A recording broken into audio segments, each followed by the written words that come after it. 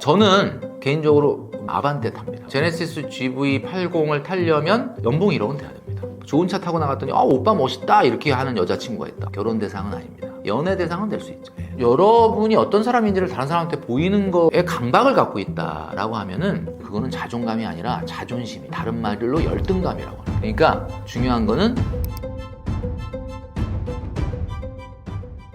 네, 여러분 반갑습니다. 저는 방송과 유튜브에서 머니 트레이너로 활동하고 있는 작가이자 경제 칼럼니스트 김경필입니다. 요즘 다들 차 살 때 대출부터 생각하는데 구매 시 대출이 필수일까요?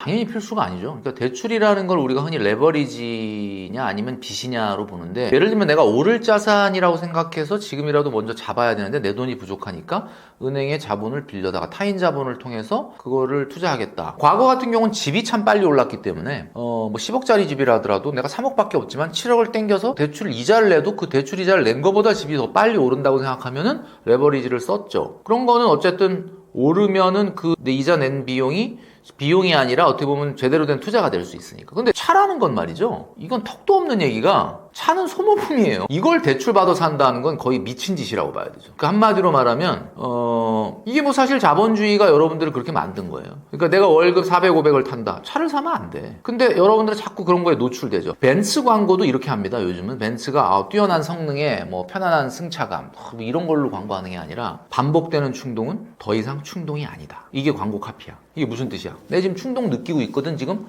벤츠 사고 싶어. 사면 안 돼요. 충동을 느낀다는 게 무슨 뜻이야? 사면 안 된다는 뜻이에요. 내가 필요한 거는 충동 안 느끼거든요. 내가 벤츠를 살만해지잖아요? 벤츠가 충동이 안 느껴져. 왜? 그냥 언제든지 살 수 있으니까. 내가 충동을 느낀다는 건 뭐야? 사면 안 된다는 거야. 근데 그걸 빚을 내서 산다? 거의 뭐 자살행위다라고 저는 말씀드릴 수 있고요. 기본적으로 제가 차를 꼭 필요로 한 분도 있기 때문에 어쨌든 차가 없으면 안 되는 분도 있잖아요.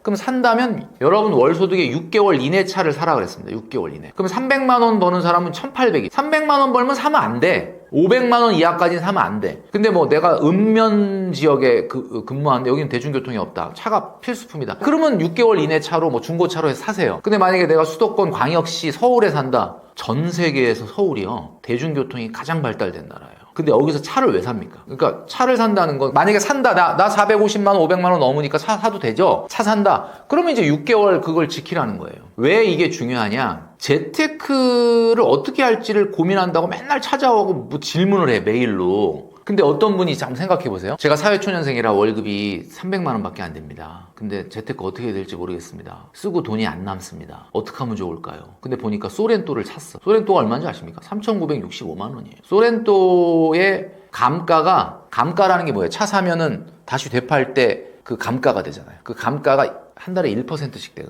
5년 지나면 65%가 날라가. 그러면 내가 4천만 원짜리 차를 샀다는 건 뭐야? 매달 40만 원씩 없어지고 있는 거죠. 그죠? 유지비 말고도 40만 원이 소비되고 있는 거예요. 그죠? 거기에 뭐 들어갑니까? 보험료, 통행료, 과태료, 가끔 날라오죠. 주유비, 주차비, 세차비, 수리비, 소모품비, 대리비, 발렛비 나가죠. 세금 나가죠. 계산해보면 소렌토 한 대 딱 뽑으면 감가 빼고 한 8, 90 나가요, 유지비. 그럼 감가까지 따지면 얼마? 120, 130. 그럼 300만 원인데 소렌토를 뽑았어? 130만 원, 월급이 그날부로 170이지. 당연히 쓸 게 없지. 그럼 어떻게 해야 돼요? 뭘 어떻게 해야 돼? 기본적으로 차를 사는 행위 자체가 잘못됐는데 이제 와서 뭐 어떡하라는 거냐? 응? 고3이면은 엉덩이 붙이고 하루에 한 4, 5시간은 공부해야 되는 거 아닌가? 수업 시간 말고. 그럼 4, 5시간 이상 공부하는 친구가 와서 선생님, 교재는 어떤 걸 공부하고 참고서를 어떤 걸 볼까? 이게 중요하지.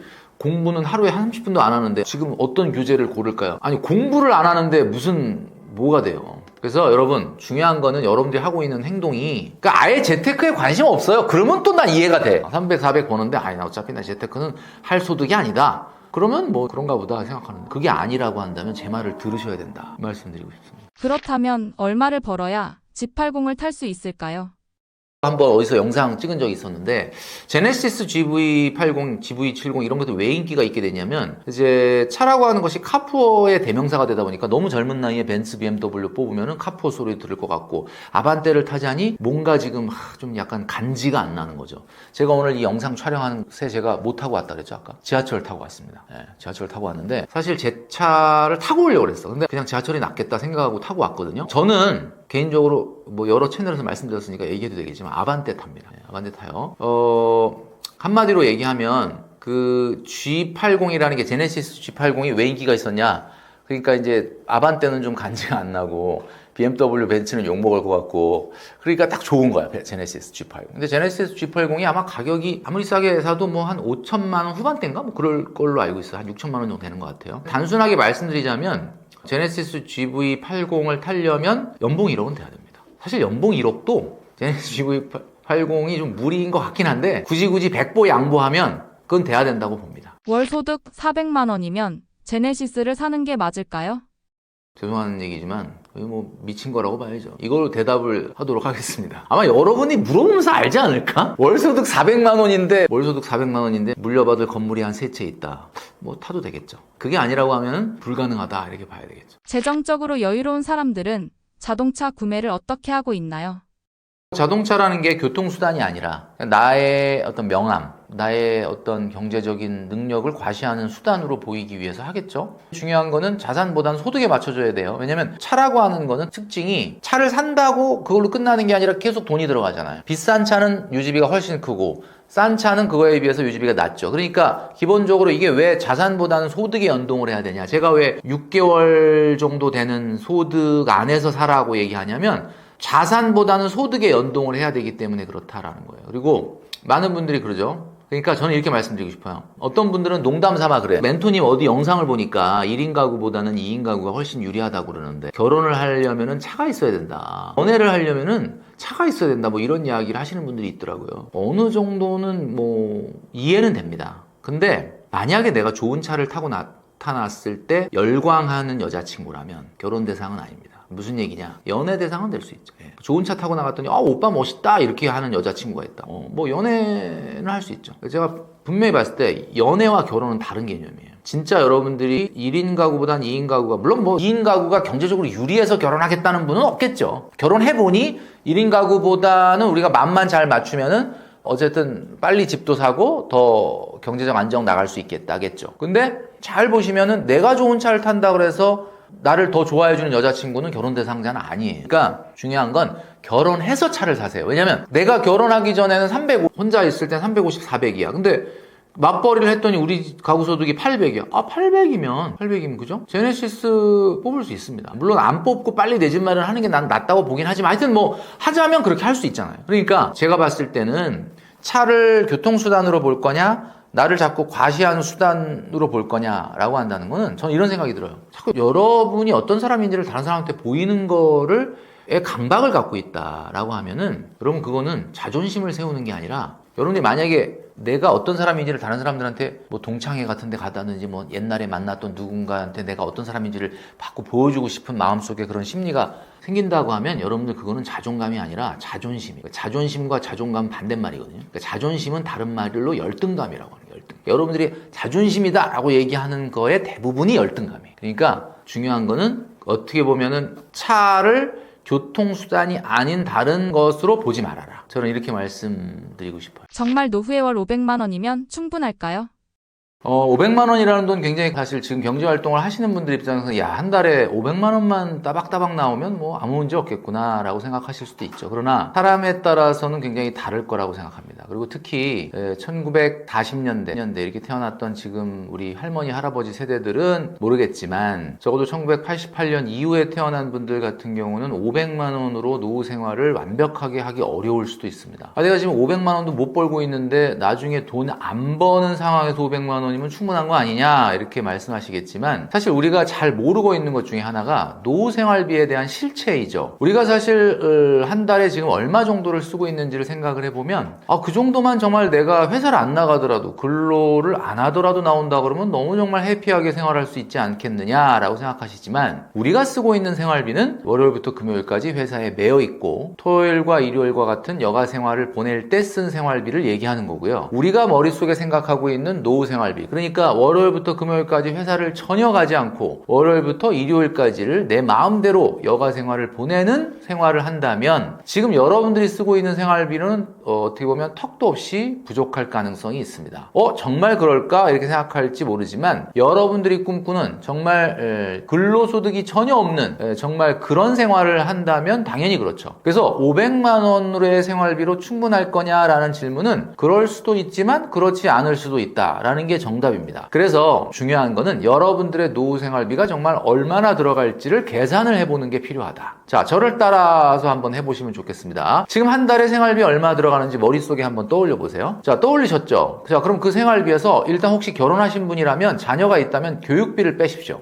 왜냐하면 노후에는 교육비가 안 들어가기 때문이죠. 자, 그 다음에 대출이자가 있다면 대출이자를 빼십시오. 노후에도 대출이자를 계속 내는 경우도 있지만 사실은 우리가 은퇴하기 전까지는 부채는 다 없애야 되니까 이 두 가지, 교육비 그리고 노후 생활비. 자, 두 가지. 그러니까 교육비 그리고 대출이자는 빼주시면 됩니다. 자, 그렇게 빼고 남은 생활비를 우리가 순생활비다 이렇게 얘기하는 거죠. 그 순생활비가 바로 여러분들의 생활 수준입니다. 자, 사람은 절대로 생활 수준이 뒤로 후퇴할 수가 없어요. 특히나 내가 경제활동을 한창 하던 때의 수준을 노후에는 좀 양보해서 백보 양보해갖고 내가 옛날보다는 훨씬 더 돈을 적게 쓰겠다. 이게 말이 쉽지 현실적으로 불가능합니다. 그래서 그 나온 순생활비에 곱하기 2를 하시면 됩니다. 그러니까 한마디로 2배 들어간다 이런 얘기예요.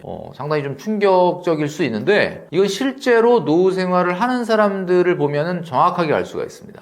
우리가 할머니 할아버지 세대들처럼 뭐 일제 강점기 시대나 또 6.25 전쟁 시대를 지낸 분들이야 지금 한 달에 100만 원, 150만 원 이하 가지고도 어찌어찌 생활할 수 있지만 제가 말씀드렸던 것처럼 1980년대 이후에 태어난 분들은 절대로 불가능합니다. 그래서 그 2배를 한 금액이 사실은 어떻게 돼야 되죠? 매달 통장에 그대로 꽂혀야 됩니다. 근데 이게 현재 화폐 가치여야 된다라는 점을 여러분들이 생각을 하셔야 되겠죠. 지금 50대라면 현실적으로 준비할 수 있는 자산이 어떻게 될까요?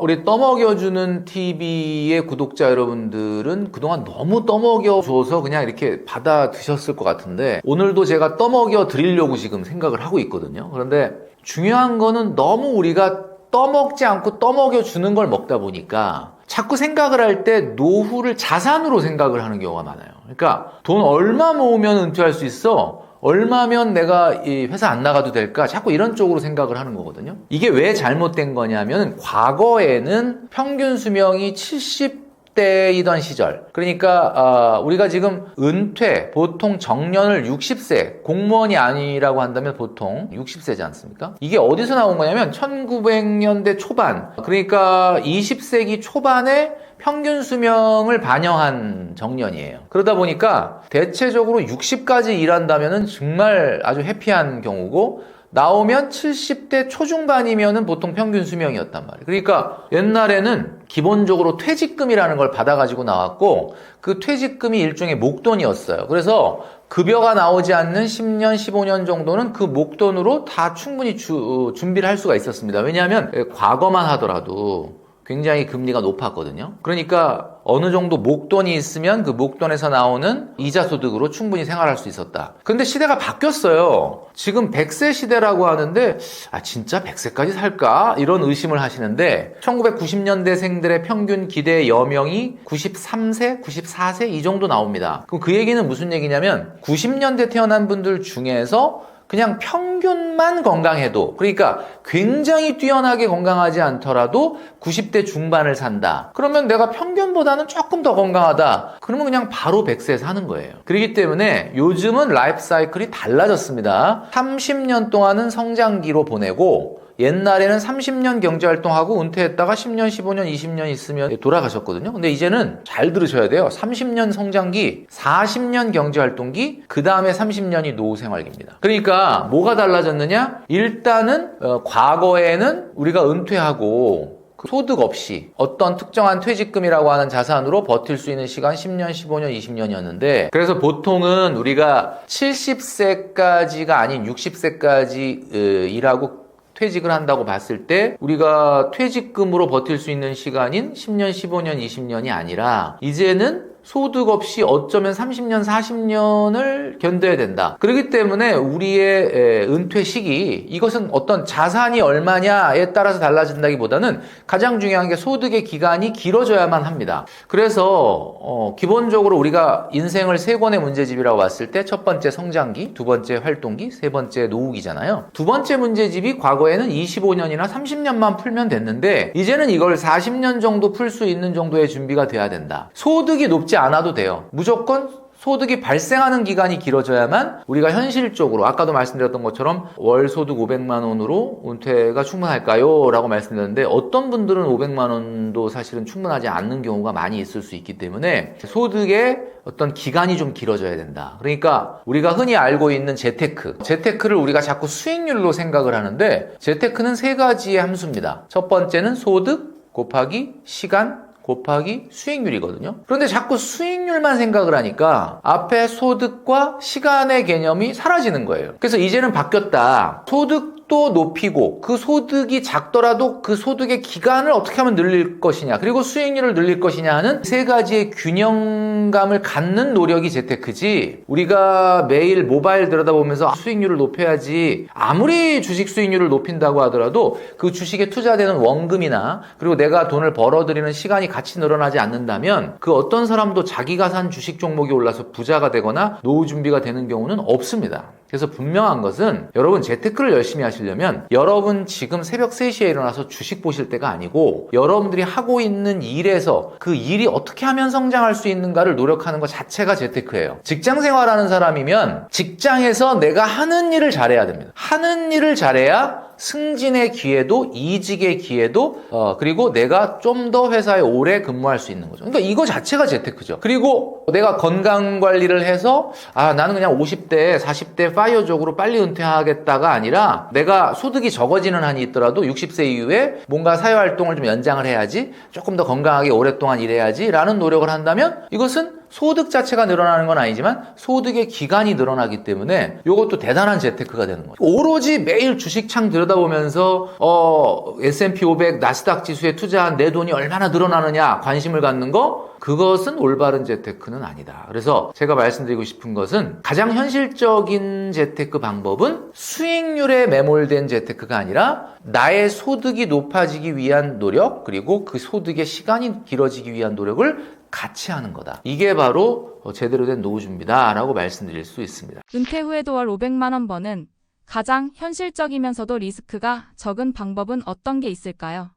제가 좀 전에 말씀드렸던 것처럼 재테크라고 하는 것은 단 한 가지 수익률이 아니라 시간, 그리고 소득, 그리고 수익률의 함수다라는 말씀을 드렸잖아요. 그러니까 한마디로 노후 준비에 있어서 가장 중요한 것은 수익률이 아니라 소득의 다각화입니다. 그러니까 우리가 흔히 이런 얘기 하잖아요.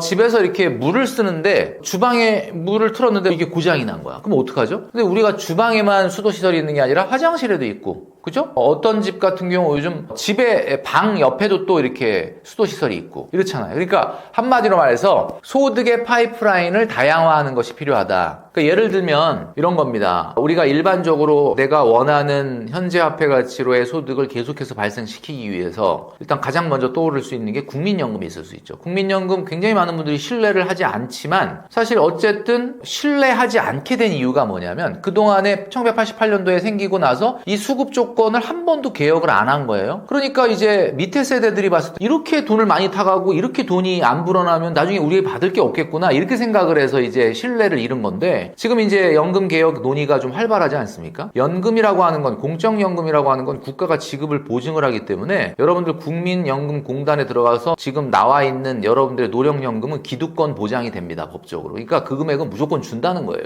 근데 이제 문제는 중간에 이제 좀 개혁이라는 걸 통해서 좀 불리한 수급 조건을 만들 수는 있겠죠. 뭐 9% 내던 걸 뭐 13 내라든지 아니면 60세에 받을 수 있었던 걸 65세로 연기했던 것처럼 65세가 아니라 뭐 70세에 받으라든지 뭐 이런 식으로 중간에 여러분들 조금 괴롭게 하는 일은 있을지 모르지만 어쨌든 국민연금공단에서 약속하고 있는 노령연금은 기득권이 보장되는 거거든요. 자, 그렇다면 어떤 사람이든 간에 100만 원이든 150만 원이든 현재화폐 가치로 국민연금을 탈 거 아니겠습니까? 자, 그 국민연금 있고요. 그 다음에 또 직장생활 한 분들 같은 경우는 퇴직연금이 있죠. 퇴직금 중간정산을 해서 그냥 다 타버리지 않는 한은 여러분들이 10년, 20년, 30년 근속을 하게 되면은 퇴직연금이 나옵니다. 근데 이게 얼마가 나올지 모르겠다. 여러분들이 가입되고 있는 금융회사나 또는 회사 인트라넷에 들어가 보면 뭐 정확하진 않겠지만 예상치는 나와요. 그러니까 뭐 그 예상치가 아주 뭐 정교한 건 아니겠지만 자, 그럼 국민연금 있죠? 퇴직연금 있죠? 그것 가지고 당연히 부족하겠죠. 자, 그렇다면 뭐가 있을 수 있냐면 여러분들이 제가 아까 말씀드렸던 것처럼 60세에 은퇴하더라도 나는 이제 일 안 할래가 아니라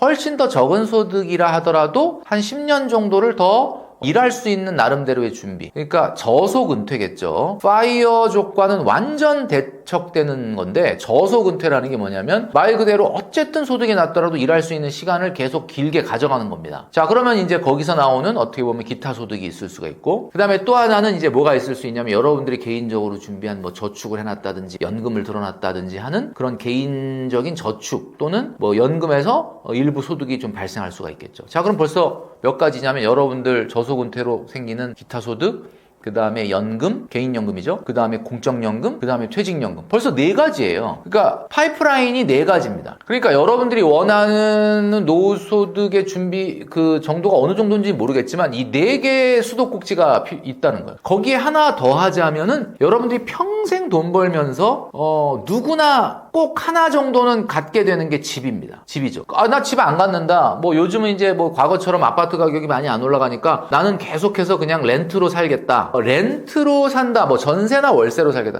전세 월세는 안 올라가고 딱 고정값이고 집값은 안 올라가는데 내가 예를 들면 뭐 전세를 산다, 월세를 산다. 그럼 그것도 안 올라갈까요? 그렇진 않거든요. 그래서 아마 모르긴 몰라도 여러분들이 아마 평생 내 집 마련이라고 하는 게 모든 사람들의 꿈이잖아요. 자, 그러면 이 집이라고 하는 것도 유동화가 가능합니다. 뭐 여러분들 아시겠지만 2025년 3월부터 주택연금 금액이 올라간다라고 여러분들 보도를 보셨을 텐데, 주택연금이라는 것은 기준가격, 공시가격 12억 이하, 그러니까 시세로 말하면 한 14억, 15억 정도 되는 아파트보다 비싸지만 않으면 배우자 중에서, 부부 중에서 한 사람만 55세 이상이 넘으면 가입할 수 있거든요. 이건 엄밀하게 말하면 연금이라고 보기보다는 집이라는 것을 담보로 잡히고 생활비를 빌려서 쓴 다음에 그 생활비를 빌려 쓴 그 원금과 이자 금액을 나중에 사후에 정산하는 시스템입니다. 그래서 혹시 내가 빌려서 썼던 금액이 나중에 내가 사망 시점에서 그 집의 평가 금액으로 봤을 때 내가 그동안에 빌려 썼던 금액이 훨씬 크다 하더라도 주택공사에서는 청구하지 않아요. 반면에 내가 썼던 금액, 빌려 썼던 금액과 주택의 평가 금액 중에 주택 평가 금액이 훨씬 더 크다. 그럼 그 차액은 자녀에게 상속을 합니다. 그러니까 사실 아주 미치는 장사는 아닌 거죠. 내가 내 집에 살면서 또 이렇게 내가 갖고 있는 자산을 현금으로 유동화할 수 있다. 자, 그것뿐만 아니라 주택연금 나 싫다. 내 집을 벽돌 빼듯이 꽃감 빼먹듯이 빼먹는 거 너무 싫다. 이런 분들은 사실 그 집을 렌트를 주고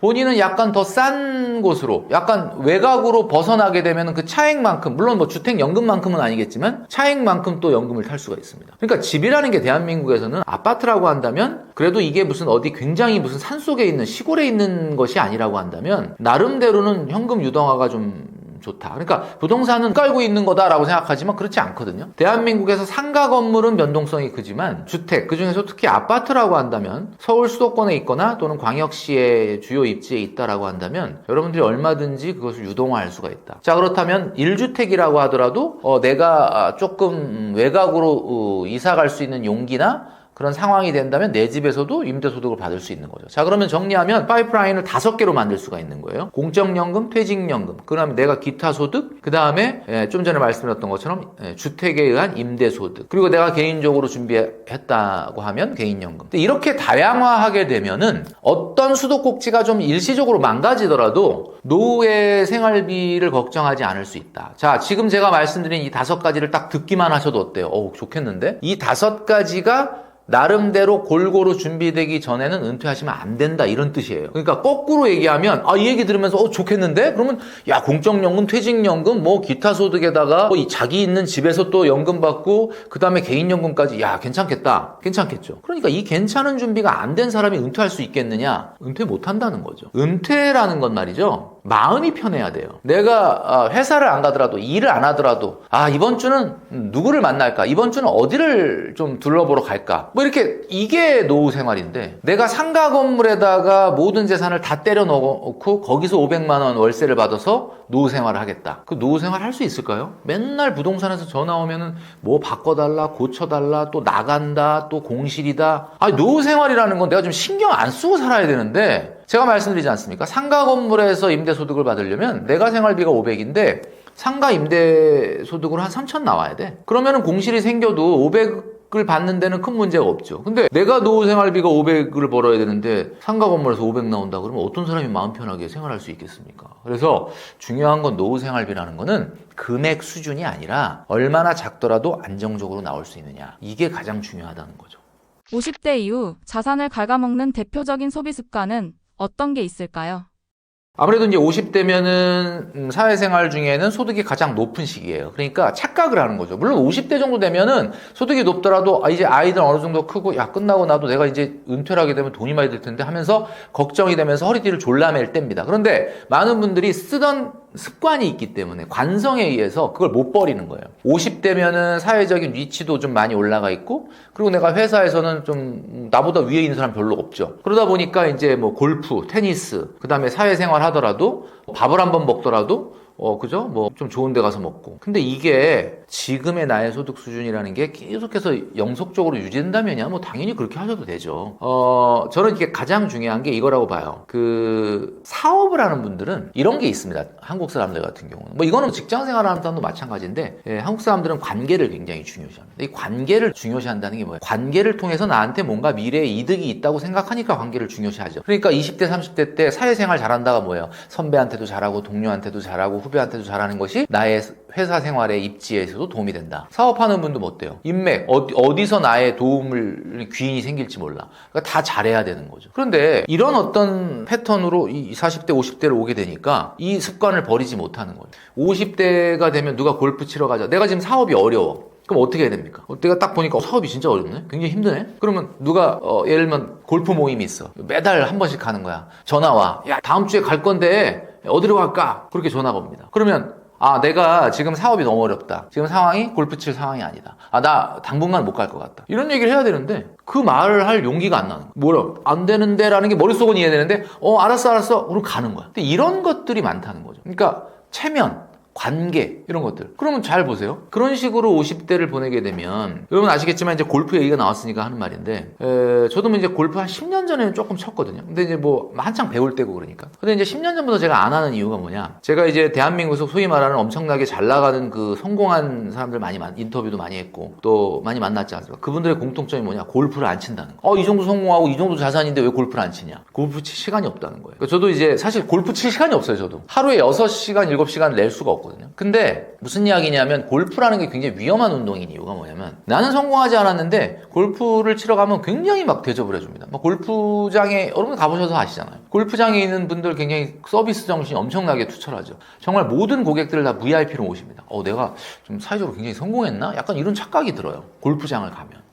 진짜 골프를 정말 열심히 배워서 재밌게 치시는 분들 같은 경우는 그러니까 가장 재밌게 칠 때가 언제냐면 우리가 보통 뭐 100돌이라고 90 정도 그러니까 아직 뭐 싱글 정도 칠 정도의 베테랑은 아닌데 이제 막 배운 지 5년 이내에서 막 너무 재밌어 하는 레슨도 받고 연습장도 가고 스크린도 막 친구들하고 치러 가고 요때거든요. 요때 어느 정도 골프 비용이 들어가느냐? 한 달에 한 번 정도 필드 나가고 연습장에서 연습하고 용품 같은 거 막 관심 있어서 이거 사고 저거 사고 막 장비 한 달에 평균적으로 이 비기너들이라고 그러죠. 뭐 베테랑은 아니고 보통 보면은 한 보기 플레이 정도 하는 수준 그 정도 되는 분들이 한 달에 아무리 아낀다 그래도 한 95만 원 정도 쓴다고 합니다. 이게 제가 그 골프 유튜버에 출연을 한번 했었는데 그분이 가르쳐 주시더라고요. 대략 평균 비용 이 정도. 그러니까 베테랑 정도 되시는 분들은 한 50, 60만 원만 들여도 치시는 경우가 있대요. 뭐 레슨도 안 하고 연습도 안 하고. 근데 보통 막 열심히 치시는 분들은 그 정도 든다 그러더라고요. 제가 말씀드렸지만 50대가 되면 교육비 부담은 조금 점차적으로 사라지거든요. 아이들이 대학을 가긴 하지만 요즘 같은 경우는 아이들이 대학을 가고 나면은 대학 등록금을 전부 다 지원 안 해주고 대학 등록금을 학자금 대출로 하거나 네가 아르바이트해서 써라 이런 부모님들이 많기 때문에 오히려 중고등학교 때보다 비용이 더 교육비가 적게 들어가는 경우가 많아요. 저도 이제 아이들이 다 대학을 졸업했는데 저도 대학 다닐 때 학자금 대출 받으라 그랬어요. 왜 그러냐면 이제 어떻게 중고등학교까지 다 지원해 줬는데 뭐 첫 번째 등록금이야 당연히 내줬지만 학자금 대출 받아서 해라. 이제 일부러 그랬어요. 뭐 내가 내줄 돈이 없어서 그런 건 아닌데 그렇게 이제 했던 기억이 나거든요. 그런 경우는 오히려 때가 되면 교육비 지출이 확 사라지면서 굉장히 괜찮거든요. 근데 그때 조심해야 됩니다. 그러면은 그런 50대들이 문화 레저 비용으로 얼마를 써야 되느냐. 제가 뭐 방송과 유튜브에서 많이 얘기했는데 15% 넘으면 안 된다. 자기 문화 레저 취미 비용이 15% 소득에 쓴다 그러면 노후 준비 안 된다. 근데 95만 원이 15% 이내로 들어오려면 어떻게 해야 돼요? 95만 원 나누기 0.25 해보면 630만 원 정도 나오거든요. 본인 소득이 630만 원 아니면 골프하면 안 된다 이런 뜻이에요. 그러니까 뭔가 내가 뭘 하면서 뭔가를 하나 잃고 있다는 생각을 하셔야 되는데 뭐 운동한다는 건 너무 좋죠. 근데 운동이라는 게 꼭 골프만 있는 건 아니지 않습니까? 그래서 중요한 건 50대는 이제 진짜 본격적으로 노후 준비가 돼야 되기 때문에 너무 과도한 문화 레저 비용은 안 된다라고 말씀드리고 싶습니다. 50대부터 부자가 되는 사람들의 공통점은? 50대부터 부자가 된다라고 한다면은 글쎄요. 그동안에는 어떤 그 포텐이 안 터졌다가 50대 때 뭐 갑자기 탁 이렇게 치고 나가는 거겠죠. 제가 아까 말씀드렸던 것처럼 이제 세 가지 중에 하나겠죠. 뭐 본인이 어디다 장기적으로 투자했던, 왜냐면 이제 재테크는 세 가지라고 그랬으니까 소득이 늘든지 시간이 늘어나든지 아니면 수익률이 폭발하든지인데 결국 세 가지 중에 하나일 겁니다. 내가 오랜 기간 동안 정말 투자했던 어떤 것이 포텐이 터진다. 뭐 예를 들면 재건축 아파트에 투자를 해놨는데 그게 뭐 재건축이 사업 시행이 돼가지고 굉장히 뭐 포텐이 터졌다든지 이런 건 수익률 게임일 수 있겠죠. S&P 500 지수에다가 내가 사실 25년 전에 한 1억을 넣어놨는데 이게 25년 후에 뚜껑 열어보니까 333%가 증가했더라. 근데 그런 분들은 거의 없죠. 사실 누가 S&P 500 지수에 25년 전에 1억을 넣어놓은 사람이 대한민국에 누가 있겠습니까? 그건 정말 S&P 500에 상장되어 있는 그 기업들의 대주주 아니고서야 뭐 고작 해봐야 우리나라가 미국 주식 투자 그렇게 열을 내고 있지만 이거 미국 주식 본격적으로 투자한 지가 지금 5년밖에 안 됐어요. 그리고 그 5년 전에 또 투자한 사람은 지금 투자한 분의 10%도 안 돼. 지금 막 미국 주식 이렇게 얘기하지만 사실 진짜로 투자한 사람은 2년밖에 안 됩니다. 물론 2년 동안의 수익률이 굉장히 높긴 하지만 그 계산해보면 누가 뭐 한 2년 전에 막 한 1억, 2억 거기다 넣어놓고 2년 동안 버틴 사람이 있습니까? 없잖아요. 그러니까 주변에서 뭐 엔비디아가 어떻다, 테슬라가 어떻다. 야, 저는 솔직히 그거 계좌 까보라 그러거든요. 얼마 먹은 게 아닙니다. 그냥 괜히 수익률이 뛰어나니까 흥분을 하고 있을 뿐이다. 저는 아마 50대 때부터 갑자기 부자 된 사람은 이런 사람이 아닐 것이다. 그동안에 굉장히 사업하느라고 힘들다가 드디어 포텐이 딱 터져갖고 이제 사업이 어느 정도 궤도에 딱 올라가. 이제 돈이 들어오는 거야. 여러분, 자산보다는 소득의 시대거든요. 지금 누가 자산이 많다 자랑을 합니까?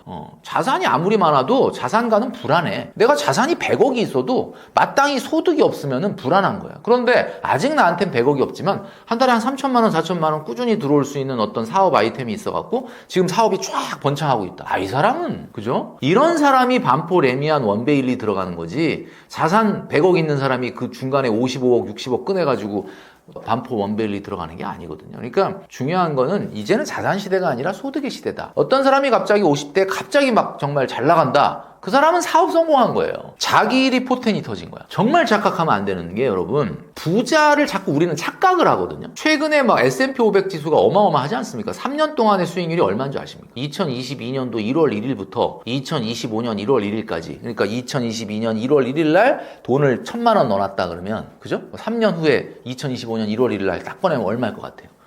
1337만 원. 그러니까 337만 원 수익이 얼마야? 수익률. 33.7%. 33.7%라고 하니까 와, 엄청나다. 1년에 거의 그거밖에 안 돼요. 근데 굉장히 사람들이 흥분하는데 어떤 사람이 3년 전에 그 1억을 거기다 넣어놓고 3년 동안 붙잡고 버틴 사람이 어딨냐고. 대부분 다 중간에 적립식으로 100만 원 넣었다가 200만 원 넣었다가 이거 아니에요. 그러면 고작 해봐야 3년 동안 투자해도 수익률 150만 원씩 저축 안 하고 거기다 S&P 500에다 넣잖아요. 1500 저축보다 더 먹은 거예요. 물론 1500 대단하죠. 뭐 대단하지 않다는 건 아닙니다. 1500만 원, 150만 원씩 3년간 저축을 정기 적금으로 했으면 한 5800, 900? 뭐 6000도 채 안 됐을 텐데 S&P 500에다가 150만 원씩 3년 동안 그렇게 꾸준히 넣은 사람도 없겠지만 넣었다 그러면은 저축한 거보다 1500을 더 먹은 거니까 1년에 500만 원씩 더 먹은 거네. 와, 괜찮네요. 1년에 500만 원이면 그죠? 1년에 안마의자 한 대씩 생겼네. 그죠? 굉장히 괜찮은 거죠. 근데 그런 사람이 있을까요? 저는 없다고 봅니다. 진짜 없어요. 그런 사람도 없어.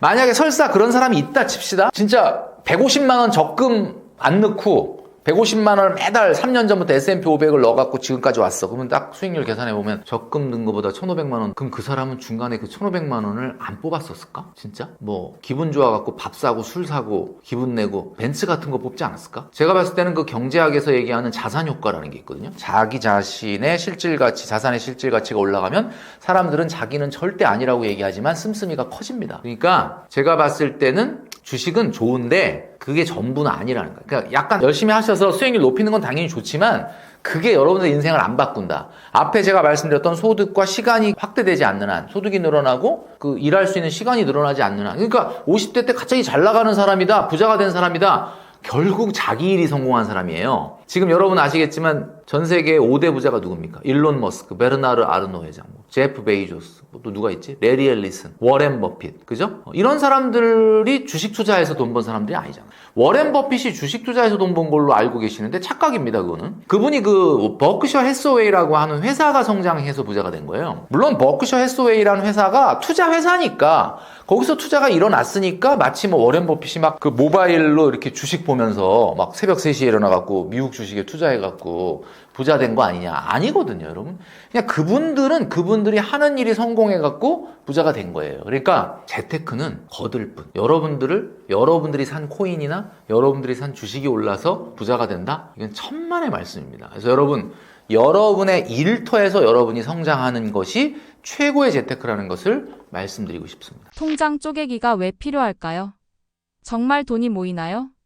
우리가 직장생활 시작하면 많은 분들이 돈 좀 모아봐야 되겠다. 이렇게 목돈을 좀 모으고 싶다. 이런 이야기들을 많이 하시는데 목돈을 왜 모으지 못하게 되느냐. 일단 여러분들이 직장생활 몇 년 했는지를 한번 생각을 해보세요. 몇 년 했지? 나 벌써 한 5년 했구나. 그동안에 번 돈이 얼마인지를, 받은 돈이 얼마인지 한번 계산을 한 번도 안 해봤죠, 계산. 그러네. 내가 첫 해에 연봉 얼마였고 두 번째 얼마 올랐고 따져서 계산해보면 생각보다 5년으로 보니까 그래도 다 그 돈 연봉 받은 걸 따지면 그 세금 떼고 꽤 받았네. 이렇게 생각이 되실 수도 있어요. 평균 연봉이 한 3,500이라고 하면 1억 4천 받은 거야. 그러니까 처음에는 3,500이 안 됐겠지만 그 이후에 올라가서. 근데 그래서 1억 4천, 어쨌든 5년 동안 1억 4천을 받은 거잖아. 그럼 지금 얼마 남았냐 보니까 근데 2천 얼마밖에 없는데 그럼 내가 1억 2천을 썼다는 건가? 5년 동안?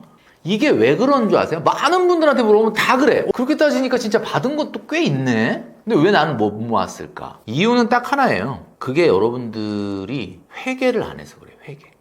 아니 내가 벌어들인 월급이 무슨 회사 공금도 아닌데 왜 회계 처리를 하냐. 여러분 동네에 치킨집이 많이 있는데 치킨집이 또 생겼어. 그럼 걱정되죠. 저 집 장사가 될까? 근데 우리가 오픈빨이라는 게 있잖아요.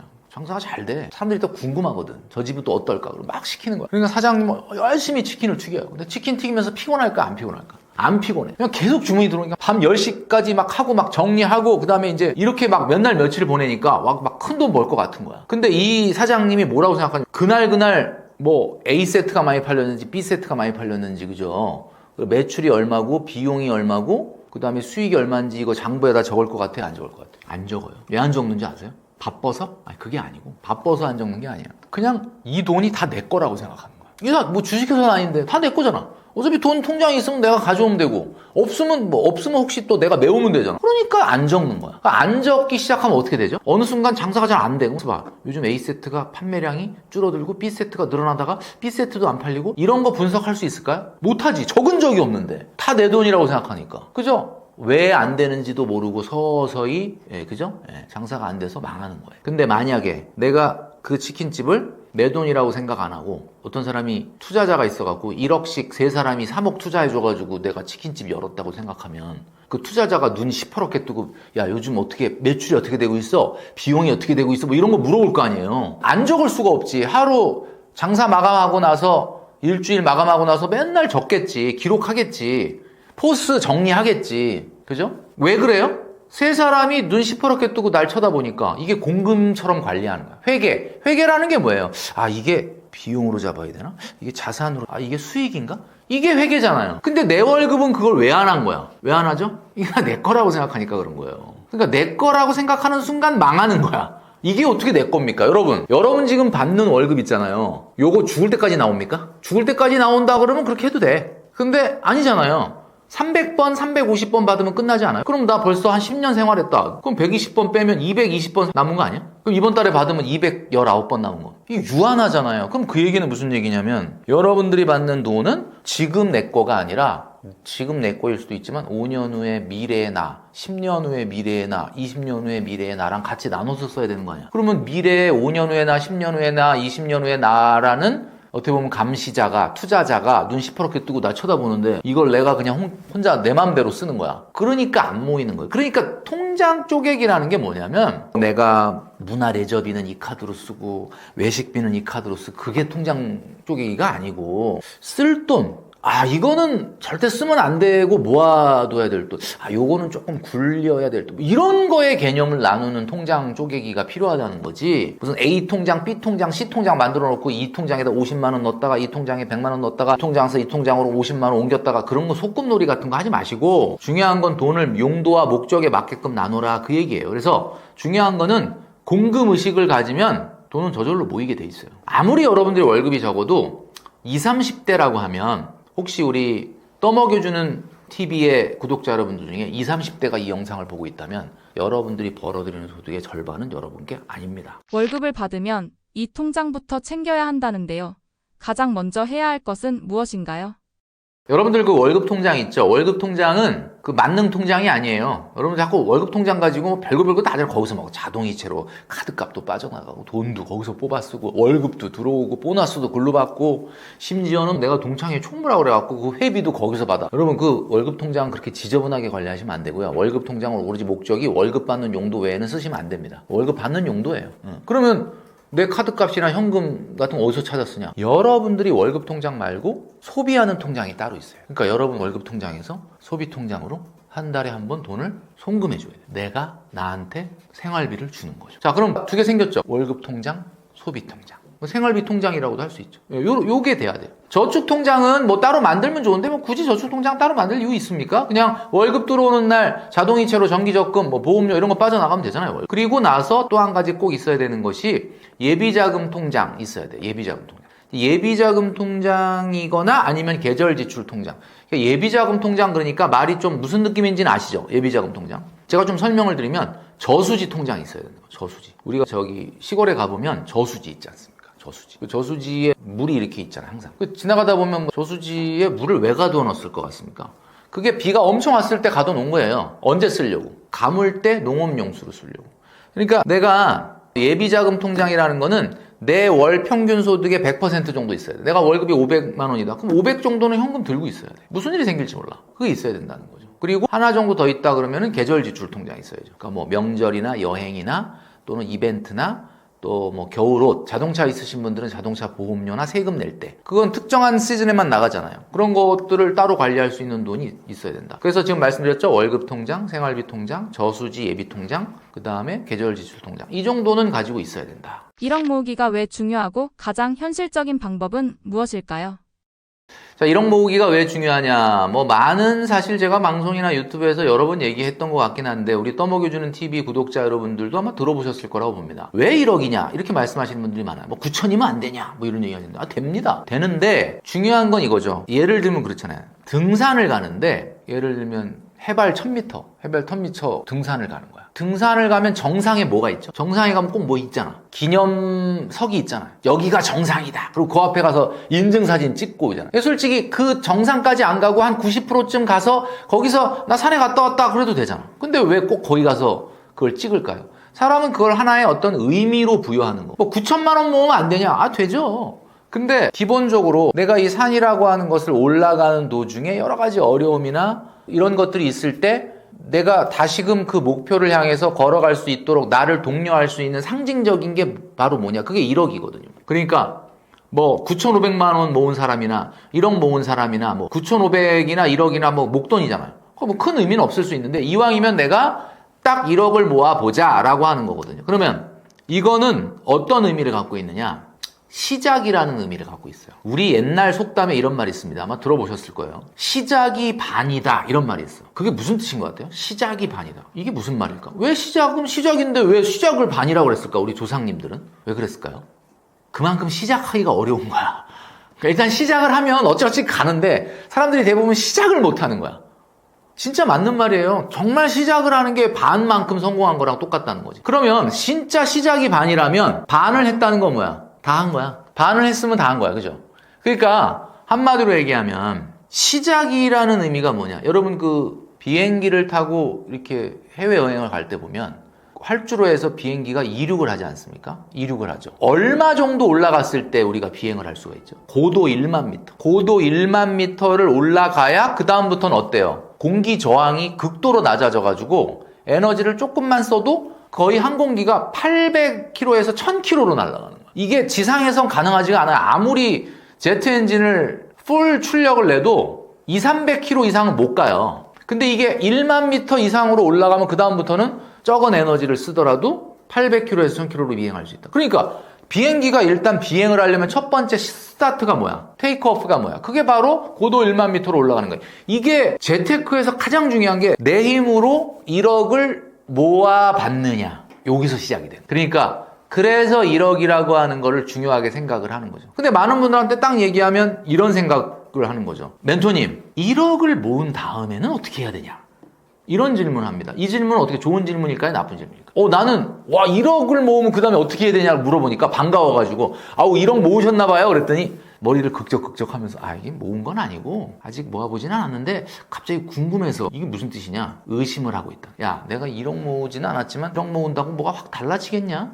뭐 이게 10억도 아니고 100억도 아닌데 이런 생각부터 하는 거죠. 제가 항상 하는 얘기가 제발 1억 모으고 물어봐라. 실제로 1억 모은 사람은 안 물어봐. 왜 안 물어보느냐? 1억 모으는데 보통 일반 직장인들이 얼마나 걸리느냐? SK 하이닉스나 현대차 정도 다니는 사람이 아니고서는 최소한 4년 5년 걸리거든요. 아무리 빨리 모아도? 그러면 4년 5년 동안 자기가 그 돈을 모으면서 1억을 빨리 만들어야지 그러면서 모으는 동안 4년 5년 동안 머릿속에 무슨 생각하겠어? 1억 만들면 이걸 뭐 할까? 어떻게 할까? 이거 맨날 생각하잖아. 그러니까 당연히 좋은 아이디어가 떠올라 안 떠올라? 당연히 떠오르죠. 그런 사람들은 다 준비가 돼 있어요. 1억 모으고 나면 이걸로 뭐 청약을 할지 아니면 이걸로 분산 투자로 이제 주식에 들어갈지 아니면 뭐 이걸로 뭐 소액 투자를 할지 아니면 뭐 이걸로 결혼을 할지 다 준비가 돼 있어. 아니면 창업을 할지. 그러니까 꼭 1억 안 모은 사람들이 보면 모으기도 전에 1억 모은다고 뭐 달라지겠냐? 1억 모은다면 어떡할 건데? 이러면서 물어보는 거예요. 그러니까 여러분 중요한 거는 이게 시작이라 그랬잖아요. 시작. 1억 모은다고 모든 게 끝나는 게 아니라 이제 그때서야 비로소 비행기가 항공기가 고도 1만 미터로 올라가서 그 다음부터 비행을 할 수 있는 거잖아요. 세상에 무슨 일이 일어날지 몰라요. 1억을 우리가 뭐라고 얘기하냐면 내 생애 최초의 시드머니라고 합니다. 시드머니. 시드머니라는 게 무슨 뜻이에요? 시드가 씨앗이잖아요. 씨앗을 심어봐야 뭐가 날지 알잖아. 이 세상에 자수성가형 부자들 있잖아요. 막 금방 10억 뭐 20억, 30억, 50억, 100억 이렇게 만든 사람도 있거든요. 상속형 부자 아닌 사람들 중에. 그 사람들이 다 1억을 단박에 다 모든 사람이 1억 모았다 그래서 단박에 다 10억, 20억을 만드는 건 아니지만 단박에 20억, 30억 만든 사람들은 하나같이 다 1억부터 모은 거예요. 맞죠? 그죠? 사과 안에 씨앗이 몇 개 들어있는지 우리는 알 수가 없어. 어떻게? 쪼개보면 알 수 있죠. 사과 안에 씨앗 몇 개 들어있는지. 그런데 씨앗 안에 사과 몇 개 들어있는지는 알아요. 그건 심어봐야 알지. 무슨 일이 생길지 모르죠. 1억 모았다고 해서 모든 사람이 다 자수성가형 부자로 10억, 20억 만든다는 뜻은 아닌데 20억, 30억 만든 사람들은 다 1억부터 모았다니까요. 그럼 해야 될 거 아닙니까? 이게 기본이잖아요. 그러니까 많은 분들이 그래요. 그러면 1억 모으고 나서 뭐가 달라지냐 이렇게 많이 물어보거든요. 뭐가 달라지는지를 제가 말씀드리겠습니다. 1억 안 모았는데도 제가 특별히 아직 1억 안 됐는데 제가 말씀드릴게요. 1억 모으면 뭐가 달라져? 나한테 그러면 일단 첫 번째 한 달에 10만 원, 60만 원 저축하는 것도 버거웠던 사람인데 1억 모으기 저축을 4년, 5년 하잖아요. 그러면 오토매틱으로 일단 150원 이상은 무조건 저축할 수 있는 근력이 생겨요. 옛날에 나 50, 60 저축하는 것도 힘들었는데 이게 1억을 모아보겠다고 아둥바둥 하다 보니까 그래도 한 150은 그래도 가볍게 저축. 이게 뭐야? 근력이 생겼다는 거예요. 이게 대단한 강점이거든요. 그 다음에 두 번째는 뭐가 생기냐? 가능성이 커지는 거예요. 여러분 잘 생각해 보세요. 내가 월급이 300, 400, 500을 타도 돈 가진 게 하나도 없는 사람은 감이 없어. 내가 이거 언제 모아서 결혼하고 집 사고, 감이 없어. 근데 딱 일단 1억을 만들어 놓으면 어떤 생각이 딱 드냐면 이런 생각이 드는 거죠. 옛날에는 결혼이라는 건 난 내 인생에 없을 거라고 생각해. 진짜 결혼은 진짜 안 한다. 근데 1억을 딱 만들고 보니까 가만있어 봐. 내가 1억을 만들었는데 내 여친도 내 남친도 1억이 있네. 그럼 쟤도 1억 나도 1억 이러면 일단 결혼을 할 수도 있을 것 같다는 생각이 들잖아요. 그러니까 무슨 얘기냐면 내가 옛날에는 내 머릿속에 결혼이라는 게 보기로 없었어. 가능성이 없었는데 1억 모으는 순간 결혼 한번 해볼까? 이런 생각이 드는 거야. 그러니까 한다는 게 아니라 무조건 하나의 가능성이 내 인생에 들어온 거예요. 옛날에 내가 1억 모으기 전에는 어디에 청약을 받아갖고 아파트를 사고 이런 얘기하면 아무 생각을 안 했는데 일단 1억을 모으고 나니까 일단 난 부모님하고 같이 살 수 있는 컨디션이면 이 1억을 내가 전세자금에 안 밀어넣고 어디 청약에 당첨되면은 경기도라고 외곽이라 하더라도 1억 정도 계약금 밀어넣으면은 중도금하고 잔금 같은 경우는 당장 안 내도 되잖아. 요즘 같은 경우는 다 대출을 해줘요. 그리고 내가 입주 때까지 그 돈이 다 안 마련이 되면 전세 주면 되잖아. 그러니까 이게 무슨 얘기냐면은 1억이라고 하는 돈이 생기는 순간 여러 가지 가능성들이 생겨요. 그러니까 예를 들면 결혼, 그 다음에 청약 한번 해볼까? 내 집 마련 해볼까? 그 다음에 창업. 제가 얼마 전에 제 작년에 나온 저의 책 딱 1억만 모읍시다의 책에 소개한 그 분인데 1억 딱 모았는데 1억 갖고 전세자금 올려주려고 했대요. 처음에 전세자금 올려줘야지 이렇게 생각을 했대. 근데 1억을 딱 모아보니까 아깝더라는 거야. 이걸로 전세자금 올려주려니까 내가 이거 4년 5년 동안 얼마나 애써서 뭐 갑자기 무슨 생각했냐면 엄마가 너무 반찬 솜씨가 좋아. 신도시에 무인 점포로 반찬 가게 열었어요. 그 1억 갖고 장사가 너무 잘 된대. 그래서 자기가 버는 월급만큼 거기서 나와 돈이. 그래서 이번에 2호점 낸다. 1억 안 모았으면 그런 생각 안 했을 것 같은데 내가 봤을 때 그죠? 창업도 가능하고 그죠? 뭐 세 가지만 얘기했는데 그래서 중요한 거는 1억부터 시작을 해야 된다. 자 그러면 현실적으로 1억을 가장 빨리 모을 수 있는 방법은 뭔가요? 라고 제가 물어보셨으니까 말씀드릴게요. 일단은 선저축을 해야 돼요. 그러니까 이게 뭐냐면 기본적으로 내가 돈을 아껴서 써서 돈을 정말 아껴 써본 다음에 돈이 막 남으면 그 다음에 이제 저축 좀 해야 되겠다. 맨날 지나도 그럴 날이 안 와요. 진짜로. 먼저 저축을 하고 적어진 돈으로 살아볼 노력을 해야 된다. 제일 기본적으로 추천드리는 저축 방법이 5년에 1억 만들기입니다. 5년에 뭐 지금 영상 보시는 분 중에서 혹시 뭐 SK 하이닉스를 다닌다거나 현대차를 다닌다. 그럼 그분들은 그건 3년에 1억 만들어야 되는 거고 그게 아니라고 한다면 대부분 거의 뭐 99% 대부분은 5년에 1억 만들. 그럼 5년에 1억 만들기 하려면 얼마씩 넣어야 돼요? 이렇게 많이 물어보는데 3.5% 이자율을 기준으로 했을 때 뭐 ISA도 아니고 청년도약계좌 같은 그런 것도 아니고 그냥 일반 적금으로 보면 한 달에 155만 원 내야 돼. 만만치가 않죠. 한 달에 155. 나는 안 되겠다. 그냥 나는 포기해야 되겠다. 아니 155만 원이 5년 동안 내면 1억이 된다 그랬는데 저는 이 방법은 좋은 방법이 아니라고 봐요. 왜냐면 155만 원을 첫 번째 달에 낸 용기는 너무 가상한데 계속 155만 원씩만 내면 1년 지나고 2년 지나고 3년 지나면 아니 본인이 월급이 많이 올라갈 거 아니야. 10만 원이든 20만 원이든 월급 올라가는데도 계속 155만 원 한다는 건 무슨 뜻이에요? 저축률이 떨어진다는 거죠. 이렇게 하면 안 돼. 아니 운동을 하면 내가 어제보다 오늘보다 다음 달이 근육이 커져야 되는데 계속 근 손실이 생기잖아. 옛날에는 내가 적은 월급에 155를 했는데 월급 올라가도 또 155를 한다고? 그렇게 하면 안 되죠. 그러니까 155가 부담되시면 이렇게 하세요. 133만 원 정도 하세요. 133만. 그리고 내년에 13만 3천 원만 증액을 하는 거예요. 딱 10%죠? 왜 제가 10%를 증액하라 그러냐면 13만 3천 원이면 이거 솔직한 얘기로 그냥 마음만 먹으면 할 수 있는 내년에 월급이 당연히 올라가겠죠. 아무리 안 올라가도 그죠? 13만 원은 좀 증액할 수 있지 않을까? 그러면 그 다음에도 13만 원만 증액. 이런 식으로 가면 요렇게 가도 5년 후에 1억 돼요. 1억에서 조금 빠질 수 있겠다. 뭐 정확한 계산은 좀 안 해봤는데 뭐 한 9,900 얼마 되겠다. 하여튼 근데 되잖아요. 그러니까 155를 똑같이 60개월을 넣는 것보다는 133만 원으로 시작했지만 내가 매년 13만 원 정도 증액하겠다라는 마음. 여러분 운동할 때 70kg 바벨을 안정적인 자세로 벤치프레스를 한다. 그러면 70kg 되면 그 다음 그걸로 끝납니까? 이제 나는 안정되게 70kg 그럼 그 다음에 80kg 하고 그 다음에 85kg 하고 해야죠. 이게 성장을 해야죠. 이렇게 해서 5년에 1억을 만드는 걸 추천드리고 싶은데 거기에 ISA로 한다든지 아니면 청년도약계좌를 가미해서 한다 그러면 더 빨리 되는 거야. 근데 이런 말씀드리면 또 우리 떠먹여주는 유튜브 구독자 여러분들 중에 근데 다 좋은 얘기인데 저거는 진짜 그래도 아무리 그래도 월급 한 300 이상 타는 사람 얘기네. 아니면 월급이 뭐 300이 안 되더라도 엄마 아빠가 먹여주면서 회사 다니는 사람 얘기네. 나는 월급도 뭐 300도 안 되고 지금 그 적은 또 돈에서 난 월세까지 내고 있으니 나는 나 1억 만들기는 그냥 텄다. 나 안 된다. 여러분 그렇게 생각하시면 안 돼요. 나는 월급이 250밖에 안 돼. 그러니까 1억 만들기가 안 돼. 이렇게 생각하는 게 맞나요? 250만 원밖에 안 되니까 빨리 월급 1억 만들어야 되는 거 아닌가? 그죠? 잘 생각해보세요. SK 하이닉스나 현대차 다니는데 나 월급이 많아. 막 신입사원인데 막 500, 600, 700 탄다. 그분들은 굳이 1억 만들기 안 해도 쓰다 지쳐서 남는 돈으로도 돈이 불어날 수도 있잖아. 그죠? 뭐 그러진 않겠지만. 그러니까 250밖에 안 되고 300도 안 되니까 더 빨리 1억 모아야 되는 거예요. 그러니까 잘 들어보세요. 그러면 나는 현실적으로 100만 원 이상은 저축을 못할 것 같은데 어떡하죠? 그러면 5년에 1억 만들기를 하지 말고 6년이나 7년에 만들면 안 되나? 그럼 이 말을 딱 듣는 순간 6년에 1억, 7년에 1억 만들면 왠지 5년에 1억 만들면은 그래도 그 1억이 1억 같은데 7년에 1억 만들면 그 7년 후에 1억이 지금 1억 아닐 것 같죠? 약간 그게 걱정이죠. 7년 후에 1억을 만들면 근데 그게 지금 내가 생각하는 1억이 아니잖아. 그러면은 인플레이션 감안해서 1억을 만들면 안 되나? 지금 제가 얘기하는 걸 잘 들으세요. 한 달에 95만 원을 저축을 하세요. 95만 원.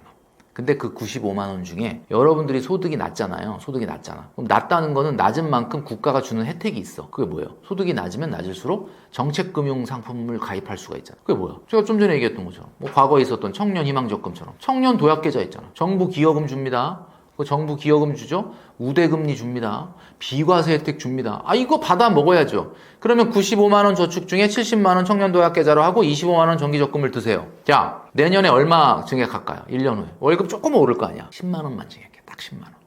이건 할 수 있잖아. 그 다음에 또 딱 10만 원만 증액. 이렇게 해가지고 7년을 딱 가면 얼마 나오느냐? 놀라지 마세요. 1억 2천 나옵니다. 1억 2천. 왜 1억 모으자고 그랬는데 1억 2천을 모았느냐? 아까 제가 얘기했잖아요. 인플레이션이 있으니까 인플레이션은 우리가 보통 2% 보거든요. 뭐 최근에 코로나 때 뭐 인플레이션이 확 올라갔지만 사실 10년, 20년 땡겨서 평균 보면 2%예요. 그러면 2% 인플레이션이라면 1 플러스 0.02의 7 제곱하면은 얼마냐? 1억 2천을 모은 거를 현재 화폐 가치로 나눠보면 이렇게 보면 되죠. 1억 2천 나누기 1 플러스 0.02의 7제곱하면 제가 계산을 해드리면 얼마냐면 1억 500. 지금 돈으로 1억 500이라고. 1억 2천 모으면 지금 화폐 가치로 1억 500 모은 거야.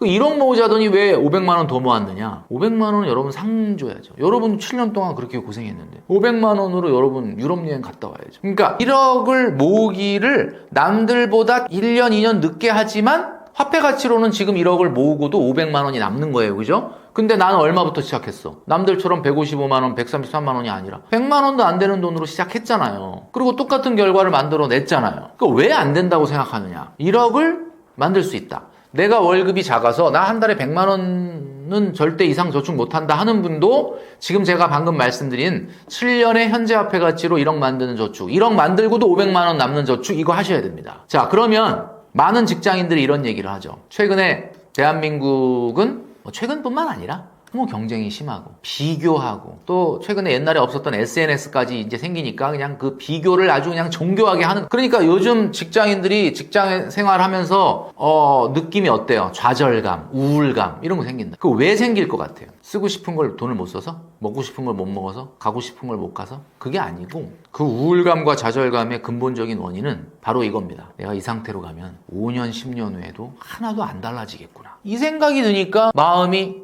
다운되는 거고. 그럼 잘 생각해 보세요. 내가 월급이 지금 250, 300밖에 안 돼서 100만 원은 도저히 저축 이상은 못하겠다. 근데 내가 한 얘기를 듣고 95만 원 저축해. 남들이 보기에는 야 그래갖고 언제 1억 모으냐라고 하지만 나는 이걸 시작을 했어. 1년 지나고 2년 지나고 통장을 볼 때마다 와 이게 결국 화폐 가치로 이제 내가 나이가 6년, 7년 후에는 이게 1억이 되는구나. 내가 뭔가 작은 변화한 것 같지만 그래도 내가 계속 뭐가 달라지는 느낌을 받는다면, 여러분 제가 그랬잖아요. 지금 좌절감, 우울감이 왜 드느냐. 5년, 10년 후에도 이 상태로 가면 아무것도 안 달라지겠네. 이럴 때 좌절감이 온다 그랬는데 내가 통장을 보니까 아니네. 5년 지나면 벌써 7천, 8천 넘어가네. 그러면 좌절감은 없어지는 거예요. 그러니까 정말 중요한 거는 1억 모으기는 궁극적인 종착역이 아닙니다. 성공으로 가는 여정인 거죠. 1억 모으기로 됐다고 해서 모든 게 달라지진 않아요. 그러나 1억을 모으는 동안 나는 성장 발전한다. 내 생각이 바뀐다. 내 태도가 바뀌는 거죠. 태도가 바뀌면 뭐가 바뀌어? 인생이 바뀌거든요. 그래서 여러분 딱 1억만 모읍시다라고 제가 그 책에서 얘기했던 그 내용은 저축을 하는 방법을 이야기하는 책이 아니고 이 책은 인생의 애티튜드를 바꾸는 책입니다. 그래서 오늘 제가 아무리 우리가 떠먹여 드려도 그 떠먹여 주는 거는 누가 소화시켜요? 여러분이 소화시켜야 되죠. 소화 안 시키면 아무 의미가 없는 거지 않습니까? 그래서 제가 오늘 여러 가지 이야기를 했는데 이 1억 모으기가 마치 만능인 것처럼 얘기하는다라고, 저는 만능이라고 봐요. 왜 만능이라고 보느냐? 1억 모으기가 모든 것의 종착역은 아니지만 대부분의 사람들이 이 시작조차도 제대로 못하고 있기 때문에 오늘 영상을 보신 여러분들이 만약에 이걸 정말 제대로 실행을 한다면, 여러분 인생은 마라톤이거든요. 마라톤을 뛰는 선수가 35km 지점에 어떻게 뛸 거라고 생각하고 시작할 것 같습니까? 많은 분들은 그래요. 중계방송 보다 보면 저 선수가 30km 지점에 어떤 작전을 펼치고, 그거는 그냥 하는 얘기고, 실제 마라토너한테 물어보니까 42.195km를 어떤 마음으로 뛰느냐, 35km나 40km 지점에 어떤 작전을 쓰느냐가 없고요. 그냥 내 앞에 1km를 열심히 뛰는 거야. 내 앞에 100m를 열심히 뛰는 거야. 내 앞에 1km만 열심히 뛰겠다. 그 100m 달리기 420번 하는 게 마라톤이에요. 그러면 성공하는 거예요. 그러니까 저는 무슨 얘기를 하냐. 1억 모은 다음에 어떡할 건데? 그 1억을 2억으로 만든 다음에 2억을 5억으로 어떻게 만들고 5억을 어떻게 10억으로 만들 거냐? 지금 그거 생각하지 마시고요. 일단 1억을 내 힘으로, 내 손으로 빨리 만드신다면 여러분들은 인생이 바뀌고 여러분들은 달라질 수 있다. 우리가 월급을 받아도 돈이 부족한 이유는 무엇이고 무조건 없애야 하는 소비 습관은 무엇인가요?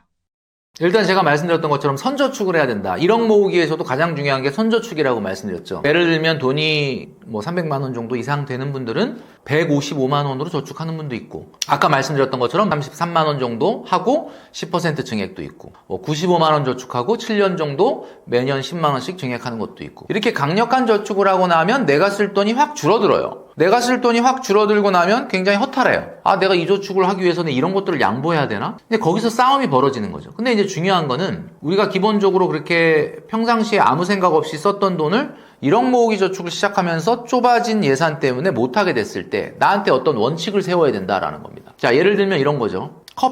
커피는 대한민국 직장인의 문화입니다. 아침에 출근하면서 아이스 아메리카노 한 잔을 테이크아웃 한다. 저는 뭐 적극 권장, 그 정도는 해야 된다고 봅니다. 근데 문제는 별다방이나 콩다방에서 꼭 해야 될까? 별다방이나 콩다방은 손님이 오거나 회의를 하거나 노트북을 들고 가서 공부할 때 들어가는 커피숍 아닙니까? 주로 노란색 커피숍을 좀 이용하시면 어떠세요? 뭐 백다방이나 컴포즈나 메가커피 뭐 이런 데 괜찮지 않습니까? 그리고 하루에 한 잔만 하십시오. 2잔, 3잔 이상을 테이크아웃 한다는 것은 그건 정말 직장인에게는 불필요한 지출이다. 왜? 직장에는 어디나 탕비실이나 커피 머신이 있잖아요. 그러니까 한 잔은 테이크아웃하고 한 잔은 직장에서 해결하면 어떻겠느냐. 자, 두 번째는 택시입니다. 택시 좀 타세요? 어때요? 전 전혀 안 탑니다. 뭐 어디 지방에 강의를 갔는데 뭐 모르는 지역인데 대중교통이 없다. 뭐 그런 건 타야 되겠죠. 그런데 그게 아니고 더운데, 추운데, 귀찮은데, 한 정거장 반인데 야, 택시 오는 거 잡아 타고 가. 이런 건 안 됩니다. 무슨 얘기냐? 4,800원, 5,000원 정도의 비용이 나온다는 거는 1.5km를 가. 1.5km는 조금 서둘렀으면 그냥 걸어갈 수도 있는 거리 아닌가? 이런 것들이 모이면 안 된다. 근데 그 5,000원, 만 원 가지고 뭐 그거 절약한다고 얼마나 큰 돈이 되느냐? 저는 돈 때문에 그런 게 아니에요. 태도의 문제 때문에 그래요. 태도의 문제. 자, 그 다음에 이벤트 비용이 있죠. 여러분 그 별다방 같은데 또는 뭐 카카오톡 같은데 보면 이제 생일 나오면 막 보내잖아요. 다 좋은데 기본적으로 우리나라에 이게 기프티콘 서로 주고받는 지옥에 빠졌어. 저는 이건 좀 절제가 필요하다고 봅니다. 그래서 어느 정도 절제가 필요하냐? 여러분 소득의 3% 이내로 해줘야 된다. 3%라는 건 뭐가 놀랍죠? 3%라는 거를 만든다는 것 자체가 놀랍죠. 그렇게 써야 되는 거예요. 자, 왜냐하면 이벤트 비용이라는 건 써야 될 때가 있지 않습니까? 엄마 생일, 아빠 생일, 어버이날, 남친, 여친 생일, 또는 배우자 생일, 또는 뭐 형제 생일, 또는 뭐 베프 생일 이런 때 써야 되는데 그냥 동료, 선배, 후배 좀 아는 관계라고 얼굴 안다고 안면 안다고 막 기프티콘 날린다. 아니 뭐 커피 한 잔 정도 날리는 거를 내가 뭐라고 하는 건 아닌데 너무 불필요한 정도의 과다한 이벤트 비용 이거는 통제를 하셔야 된다라는 거죠. 자, 그 다음에 요즘 점심 어떻게 외식 해보면 어떻습니까? 물가가. 야, 이게 구내식당 있는 우리 영상 보시는 분들 진짜 축복이에요. 구내식당에서 열심히 드십시오. 구내식당에서 일주일에 3번, 4번은 드시고 하루는 외식하러 나가시고. 얼마나 좋아. 근데 이걸 맨날 외식을 하나 안 됩니다. 여러분들의 직장 생활 중에 내가 점심시간만이라도 좀 나가가지고 회사를 벗어나고 싶다. 뭐 그런 마음은 이해하지만 내가 우리 회사에 구내식당이 없다 그래도 우리가 주변에 보면요 구내식당 이용할 수 있는 곳이 있어요. 만약에 진짜 없다 그러면 뭐 어쩔 수 없겠지만 그 다음에 또 뭐가 있을 수 있냐면 여러분 이제 계절이 바뀌죠. 이제 봄이 오고 또 여름이 오고 뭐 이럽니다. 계절 바뀔 때마다 우리가 신상 옷을 사는 분들이 많아요. 그러니까 이제 뭐 스트레스 해소 차원에 쇼핑을 하는 거죠. 근데 중요한 거는 여러분 아시겠지만 옷장 정리를 하세요. 그러니까 옷장 정리하라는 건 무슨 얘기야? 내가 요 근래에 몇 달 동안 입었던 옷을 정리하라는 게 아니라 저쪽 한 구석에 쌓여있는 몇 년 동안 건드리지도 않았던 걸 꺼내라는 거죠. 꺼내서 보면 어때요? 한 4년, 5년 안 입던 옷이 나와. 그게 혹시 지금 유행하고 맞지 않을까? 왜 신상 옷을 계절 바뀔 때마다 사려고 하느냐?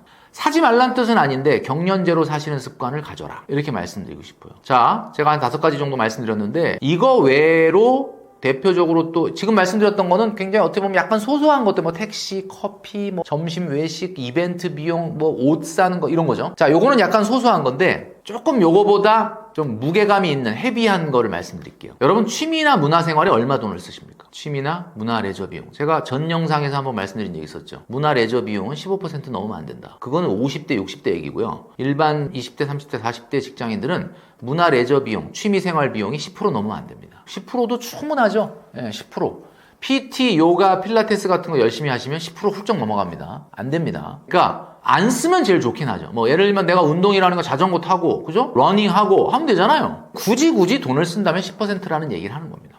자, 그 다음에 주거비용 15% 넘으면 안 됩니다. 저는 솔직히 말하면 10%로 하고 싶은데 요즘 워낙 주거비용이 올라가다 보니까 주거비용이 뭐예요? 월세나 전세자금 대출이자. 자기 소득의 15% 이상을 월세나 전세자금 대출이자를 내면서 이건 불가능합니다. 이게 돈 모을 수가 없어요. 그렇기 때문에 도어투도어로 1시간 이상 이내로 직주 근접하시는 거는 좀 제가 봤을 때는 좀 금지해야 된다. 이런 말씀 드리고 싶고요. 그 다음에 또 하나는 엔겔 지수인데 이 엔겔 지수 같은 경우는 먹는 거잖아요. 먹는 거. 내가 사용하는 지출 중에서 식생활비가 얼마냐. 이게 이제 엔겔 지수인데 엔겔 지수 같은 경우는 뭐 금액보다는 저는 이렇게 말씀드리고 싶어요. 장보기 예산과 외식 배달 예산을 나눠야 된다. 모든 한 달에 100끼를 먹거든요. 우리가 뭐 간식까지 하면. 그 100끼를 다 외식 배달을 해버린다면 여러분의 전혀 앞으로 한 발자국도 나갈 수가 없습니다. 그러니까 부모님하고 같이 거주해서 부모님이 이렇게 식사를 준비를 다 해주신다면 너무 좋겠지만 독립주거 생활을 한다면 여러분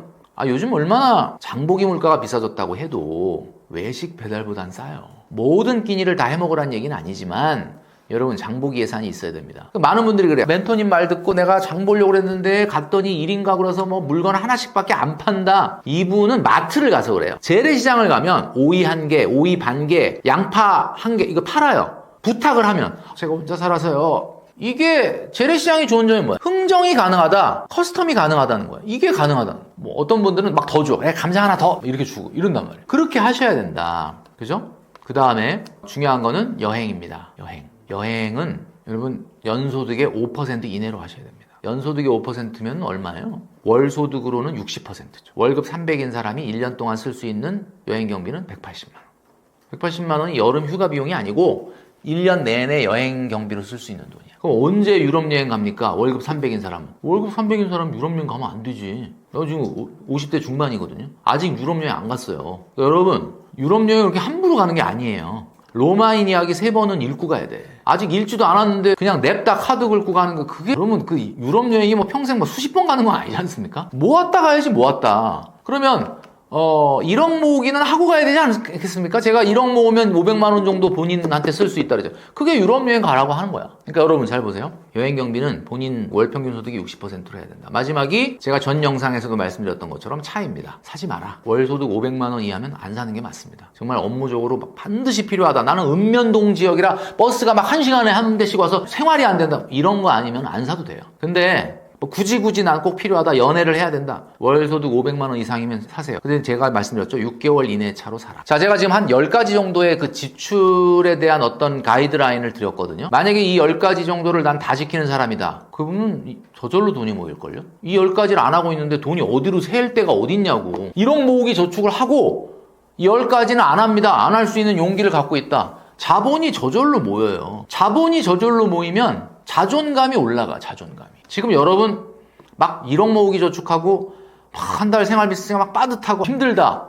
힘든 게 정상이에요. 힘든 게 정상이에요. 여러분보다 빨리 부자가 된 사람, 여러분보다 돈을 빨리 모은 사람, 그거 어떻게 모았겠어요? 힘들어서 모은 거잖아. 돈은 편한 만큼 쓰고 불편한 만큼 모이는 거예요. 여러분 회사에 근무하면 월급 왜 타? 8시간 동안 편해요? 불편하잖아. 돈이라는 건 불편해야 모이는 거예요. 근데 지금 나 편하고 싶은데 그러면 돈 안 모이는 거예요. 그러니까 제가 지금 아주 간단한 원리를 말씀드렸잖아요. 그러니까 누가 1억 모았다. 3년 안에 4년 안에 모았다. 박수 쳐줘야 돼. 그 사람이 감수했을 그 시간 동안의 불편함. 그게 쌓여서 자본이 되는 거예요. 그래서 부자가 되는 거예요. 부자를 왜 우리가 존경하느냐?